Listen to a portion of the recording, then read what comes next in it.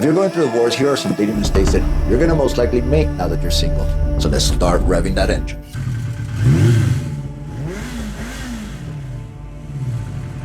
All right, 3 months ago, your beautiful, beautiful wife, Katie, she tells you that she's bored and she wants out of the marriage. So she files for divorce. In the meantime, you dare to try to live because, well, you feel all alone. So you put some pictures together and you decide to date. But the dating world, it's so much more different than it was when you were single.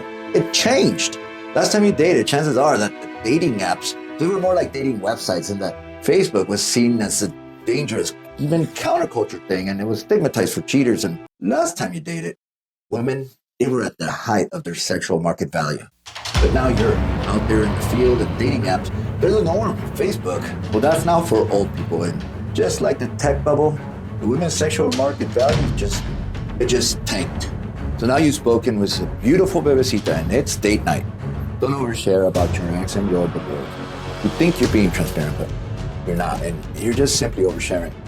You'll never win because what happens is you put yourself in a bad place. And it's also a turnoff. It's just not attractive for a female to hear about the tragic loss of the love of your life. And I'm guilty as charged. Here's a copy of what I would send to any girl that I was communicating with, explaining my situation. It says that I'm on my second divorce, that why my ex left, how I was an excellent husband, and how I caught her cheating with her high school sweetheart.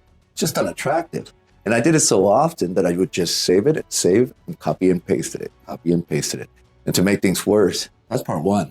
Here's part two. Let's be honest, just because we're dating doesn't mean that we've healed. So you're still going through some trauma. And when you go through a traumatic event, our asses, well, it gets beyond the comprehension. So we talk and talk. I remember being at a clothing store telling a girl that I needed to look good because I'm getting divorced. Something she did not need to know.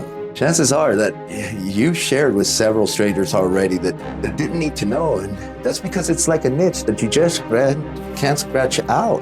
Don't do this on your first date because it's just going to backfire. So if oversharing is the first, the second mistake is just not putting any kind of effort on your online dating profile. We'll put a lot of work on the date behind it, but not in the front end to get more likes. I see a lot of guys look like this, angry at the world because they're not getting girls that look like this.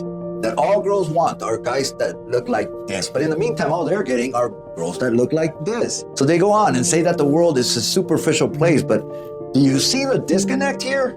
Many guys will start an online dating profile at a whim, and that's a good thing because, well, you want to start with it as just having fun as a project, but that's usually how it also ends with half-assed pictures. And that's because we're not used to being in front of the camera. Pictures like where this guy is taking a selfie with his girl, they're not that common. It's usually some yahoo taking the picture of his wife or of the landscape while the wife is doing the selfie taking for herself. We're just not used to or even like being at the center of attention. It's seen as vanity and it's also seen as feminine. But we got to start thinking more Darwinian and learn to take great pictures because it's a process. And I'm not even addressing selfies. Think bigger, think better, think hot, chic, high value. Don't just stay as the selfies. That's what your competition is doing. Be better than that and take pictures. Have someone take your pictures or take your own pictures. But a few men, they're going to do the opposite and hire a professional photographer. And many dating coaches, they'll recommend it, but I'm not much on conventional wisdom. I say keep your money because photographers, they may take beautiful landscape pictures, family pictures, professional pictures. But when it comes down to your hotness, they leave something to be desired. They try to make the picture the center of the attention rather than the man himself. So what do? You use this $20 tripod or selfie stick.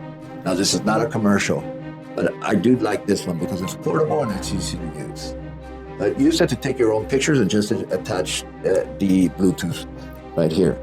Now, to order one, the link is in the comment section. And again, this is not a commercial because I don't own any stock on it, but they do work well.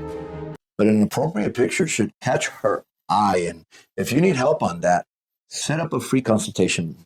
Make a one-on-one with me because I'll get you there. I'm a divorce coach. This is my specialty. Now, the third mistake is that the guy goes on the dating app and just stays there. Data shows that to get to the first date, a man takes over 20 hours on their dating app. On average, a man sends 34 messages before they even ask for a girl's number, only to continue texting once they do get the girl's number. What you need to do is You get the phone number, you call them, you ask to video chat with them, and you try to meet as soon as possible. Here's the thing, when you're on the app, I can assure you that you're one of the many that she's communicating with, and that's fair because they don't know you. The rules of online dating just don't correlate to the rules of meeting organically, and I know people prefer to meet organically, but in today's busy world and the fact that about 80% of women our age are in some kind of committed relationship, it leaves you with very few options. 1/3 of men quit online dating before they even get a single date. I have a few clients saying that it doesn't work, and only to be astounded when they realize that all this time, all it took was a simple message asking for their number before their perspective changed on online dating. It's a lot easier than you think. You're just making things too complicated. Fourth mistake is thinking that dating, that it has not evolved. It used to be that you met somebody at a club or a bar or through a friend. It used to be that women weren't married or single moms. It used to be that when you met, that you hoped that you're the only one dating them. It used to be that way. Today with online dating, you're looking at a 5,000% increase in the likelihood that you're going to find a match, giving you much more options than in the past. But now, you're 10 to 15 years older, meaning that you'll most likely be dating single moms, and despite preferring to meet organically, the benefit of online dating is that it's just much more relaxed.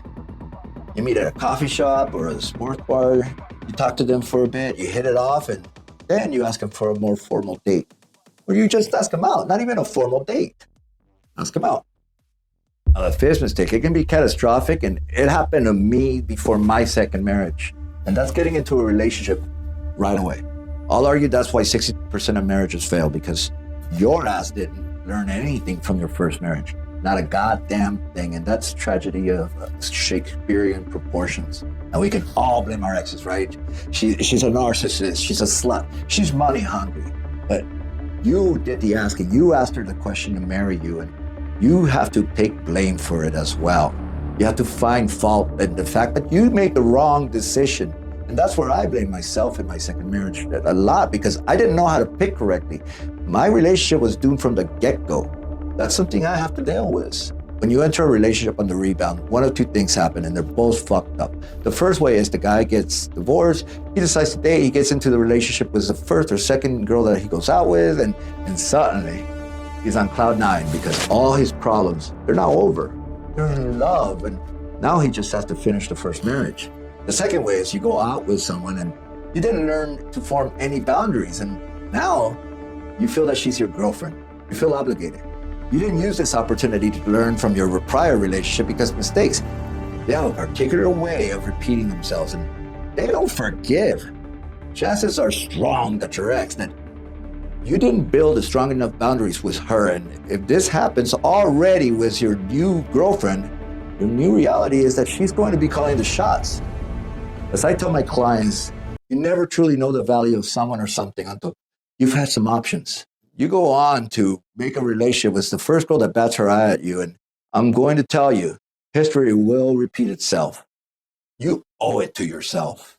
6 is doing the same old shit when you date rather than use this as an opportunity to grow, because, well, that's how you win.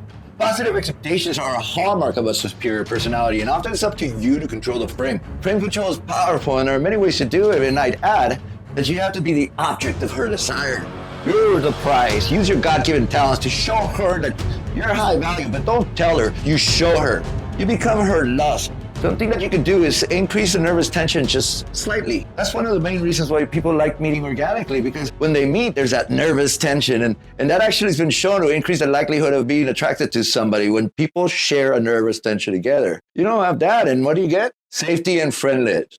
At the beginning of this video, I mentioned the sexual market value of women and how it peaks in their 20s. Guys, they peak in the 30s. And women nowadays, they're even more frustrated with dating than men are because, well, for them, it's a lot harder than it used to be. Thing is that we as guys, we realize that we now have options. As you start the life of dating, you're gonna meet so many different women from all sorts of life.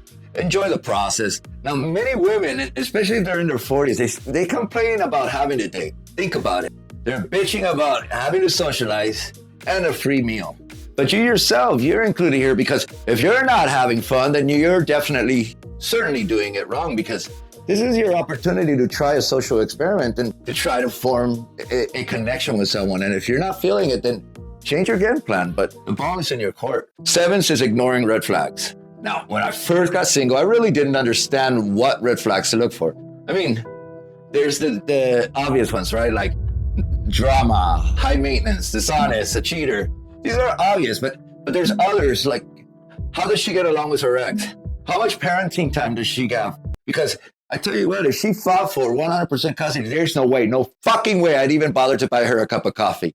That's my biggest red flag. And as an advocate of fathers' rights, I'd ask you to do the same and ask your friends to do the same. Don't date single moms, period. If she can be that callous to the father of her children, what's to stop her from being that way towards you? How about her relationship status? Does she jump from one relationship to another? When was the last time that she was in a relationship? That's another thing to look for. Is her next a narcissist? She says that she's taking any ownership in the breakup. There's so much more, and I'm curious, what other red flags or mistakes did I miss or on dating, or do you feel? Put it in the comment section underneath. All right, so here's my pitch, my ask, if you will. See, this video is not so much about the mistakes. They're going to happen, I assure you that. It's more about making the best out of your newly found single life and making sure that history doesn't repeat itself. If you're not having much luck in your dating life, then there shouldn't be any reason for that. There just shouldn't. You should be killing it out there in the field. Make a free consultation with me. You know how it's said that 20% of the guys, they get 80% of the women? Set something up with me and watch. In a week or so, you'll be the 20%, and you'll have so many options that when you meet the special someone, you're gonna be screwed because you're just having so much fun, but you'll also know the value of that person because you had prior options. So reach out and become your highest value. And join me by setting up a one-on-one. Thank you very much. I'ma wake up, do damage. Join them subs, boredom. Working on